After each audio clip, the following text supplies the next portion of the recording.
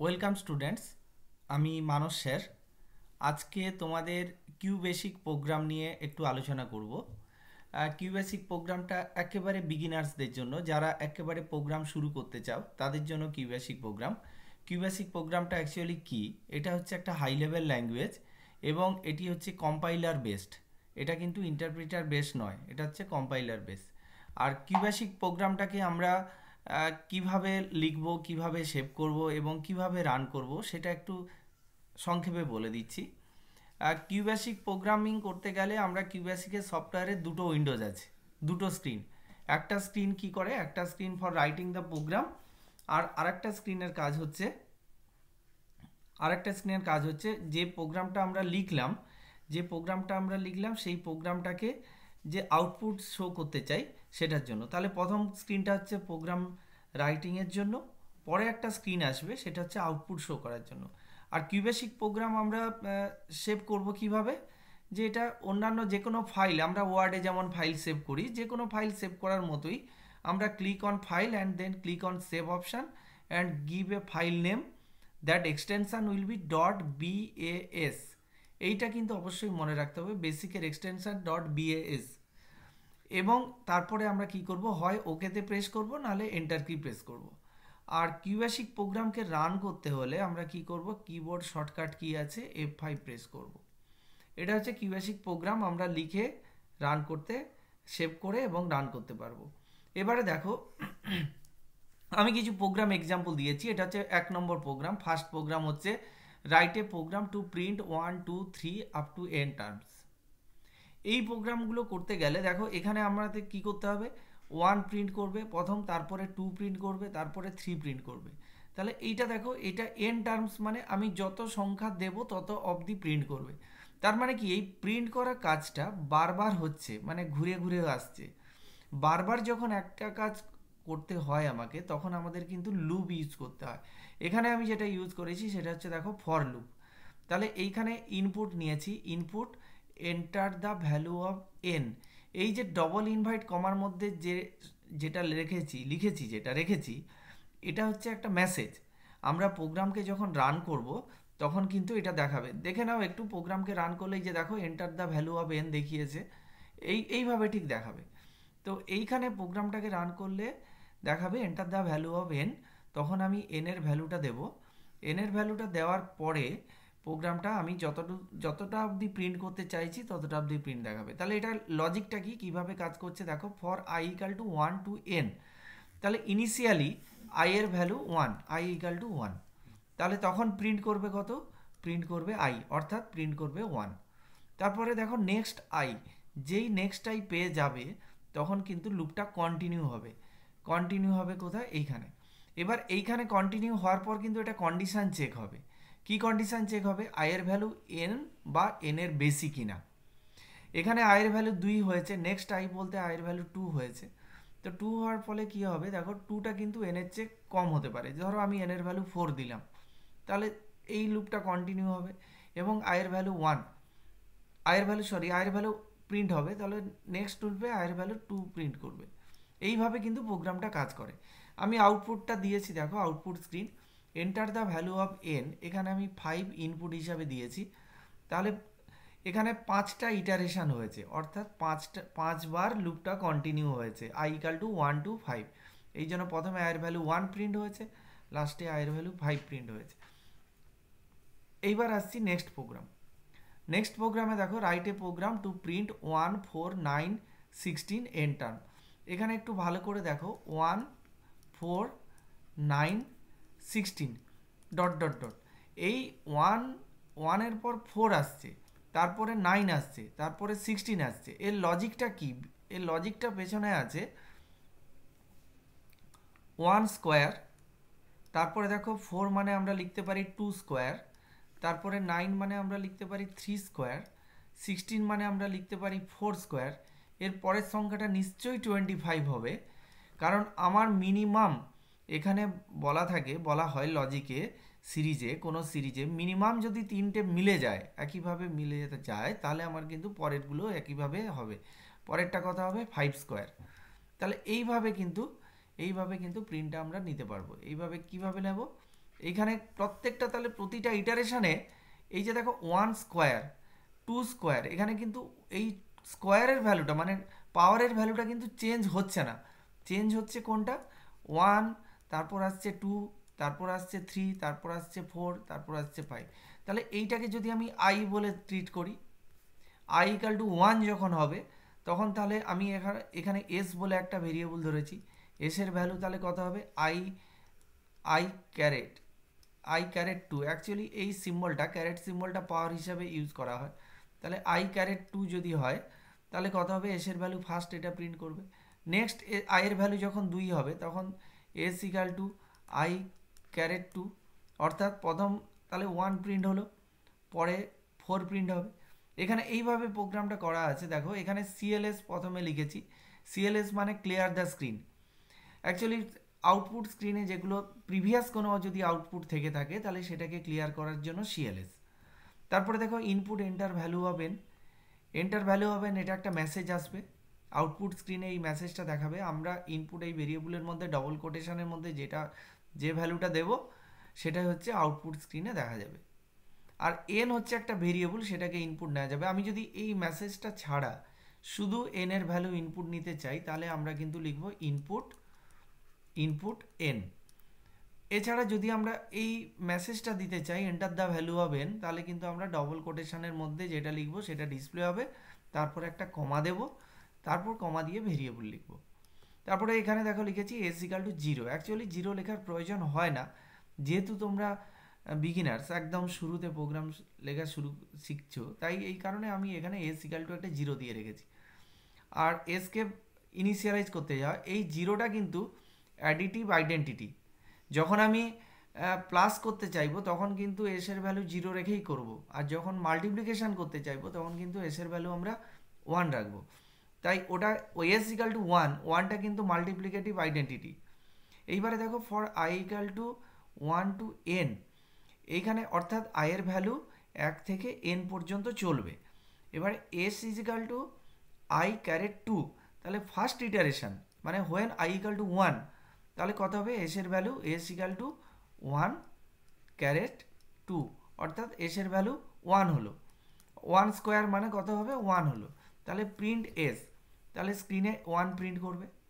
Next আইয়ের value যখন 2 হবে, নেক্সট আই যখন পেলো, এই নেক্সট আই যখন পেলো, আইয়ের ভ্যালু যখন 2 হবে, এইটা কতক্ষণ অবধি চলবে? আপ টু এন পর্যন্ত।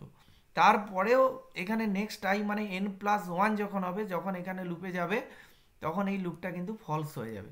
আয়ের ভ্যালু যখন এন প্লাস 1 হবে, তখন এই এনের চেয়ে বড় হয়ে যাবে, তখন ফলস হয়ে গেলে লুপ থেকে বেরিয়ে আসবে। এটা কিন্তু লুপ এক্সিট কন্ডিশন। লুপ থেকে কখন এক্সিট করবে? ফর লুপ থেকে যখন আয়ের ভ্যালু গ্রেটার দেন এন হয়ে যাবে, তখন কিন্তু আর লুপের মধ্যে ঢুকবে না, ডাইরেক্ট এখানে কন্ডিশন থেকে চেক করে পরের লাইনে চলে আসবে। এখানে এন্ড আছে, এখানে চলে আসবে। এইখানে দেখো নেক্সট আই যখন পেলো, আয়ের ভ্যালু 2 হলো 2, তখন S equal two S is equal two কত হবে? 2 ক্যারেট 2, অর্থাৎ হবে 4, মানে 2 স্কোয়ার। এইভাবে কিন্তু আমরা পরপর স্কোয়ার টেবিল, এটা পরপর স্কোয়ারের ভ্যালুগুলো আমরা পেয়ে যাব। এটার আউটপুট দেখো কি এসছে। এখানে দিয়েছি enter the value of N, এখানে এন এর ভ্যালু 5 দিয়েছি। তো 5 দেওয়ার ফলে এখানে কত এসছে? আয়ের ভ্যালু যখন 1 ছিল 1 স্কোয়ার, আয়ের ভ্যালু যখন 2 হয়েছে 2 স্কোয়ার, তারপর 3 হয়েছে আয়ের ভ্যালু 3 স্কোয়ার, 4 হলে আয়ের ভ্যালু 4 স্কোয়ার, 5 হলে 5 স্কোয়ার, এইভাবে হয়েছে। এর পরে একটা প্রোগ্রাম এক্সাম্পল, 3 নম্বর প্রোগ্রাম এক্সাম্পলে আসছি। এটা দেখো আগের প্রোগ্রামের মতোই, এটা লেখা আছে 3, 6, 9 অ্যান্ড 12। এর পরে কথা হবে বলো তো? একটু ভাবলেই বুঝতে পারবে। দেখো আমরা 3 এর মাল্টিপ্লিকেশান টেবিল, এটা 3, 6, 9, 12, তারপরে আসছে কত? 15, এভাবে আসবে। তারপর আসবে 18, তারপর আসবে 21, এটা 3 এর মাল্টিপ্লিকেশান টেবিল। তাহলে এখানে ফিক্সড কোনটা, ভেরিয়েবল কোনটা? এখানে ফিক্সড হচ্ছে 3, আর ভেরিয়েবলটা হচ্ছে কত? 1, 2, 3, 4 ডট ডট ডট, এটা হচ্ছে ভেরিয়েবল। কারণ এই 1, 2, 3, 4 এটার প্রতিবারে এটার সঙ্গে 3 মাল্টিপ্লাই হচ্ছে। এখানে কিন্তু 3-র ভ্যালুটা ফিক্সড। তাই দেখো লুপের মধ্যে আমি 3-র ভ্যালুটা ফিক্সড রেখে দিয়েছি, S equal two 3 star I. তাহলে 3 এর ভ্যালুটা এখানে ফিক্সড করে দিয়েছি। যেটা ভেরিয়েবল, যেটা চেঞ্জেবল, যেটা চেঞ্জ হচ্ছে, সেটা নেক্সট আই, মানে প্রতি ক্ষেত্রে আই পাচ্ছে, আয়ের ভ্যালুটা চেঞ্জ হচ্ছে। প্রথমে আই ইকাল টু 1 ছিল, তাহলে এস এর ভ্যালু হবে কত 3 স্টার আই এবং প্রিন্ট এস।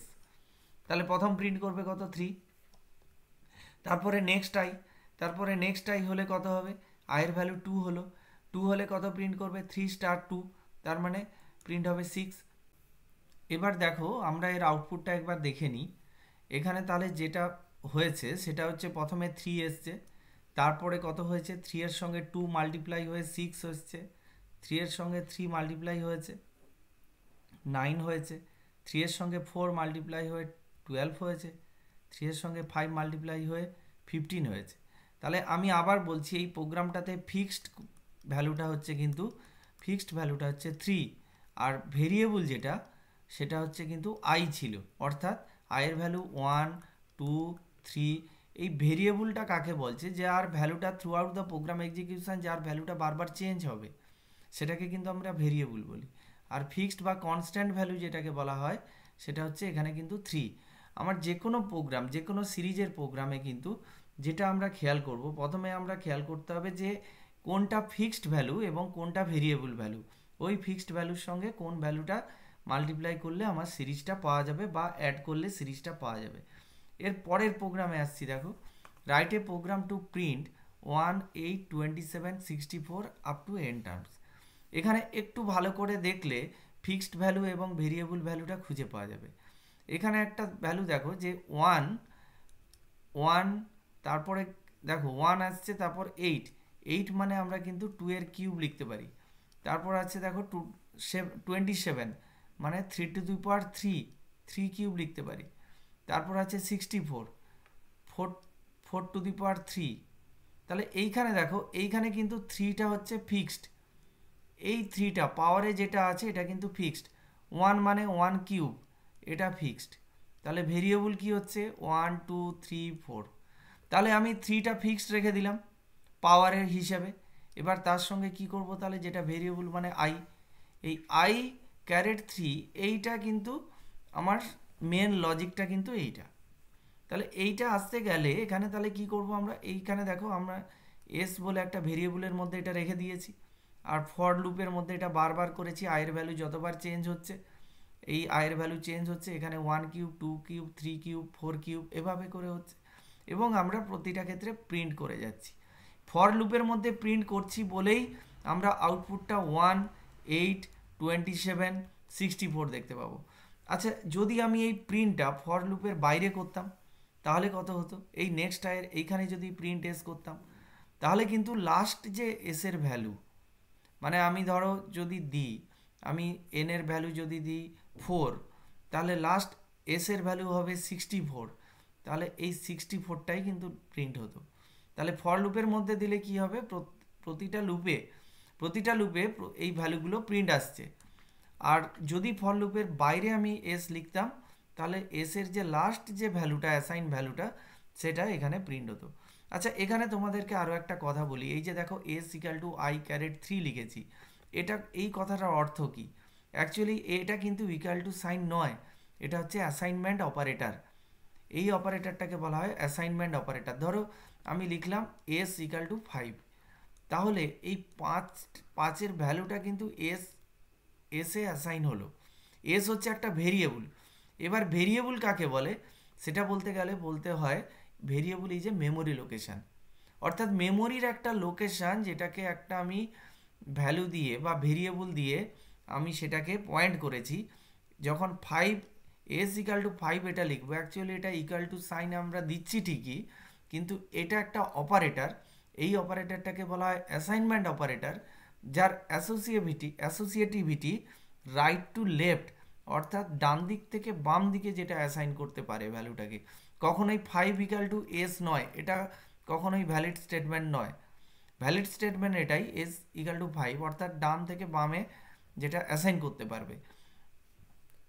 এই প্রোগ্রামটার আউটপুট দেখো কি হয়েছে, দেখো enter the value of N.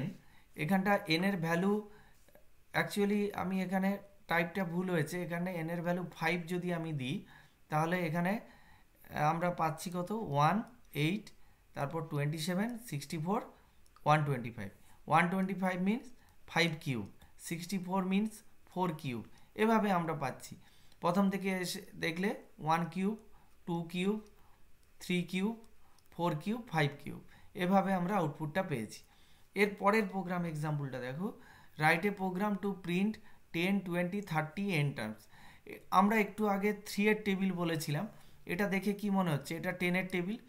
Actually প্রথমে হবে 10 ইন্টু 1, তারপর দেখো 10 ইন্টু 2, তারপরে দেখো 10 ইন্টু 3।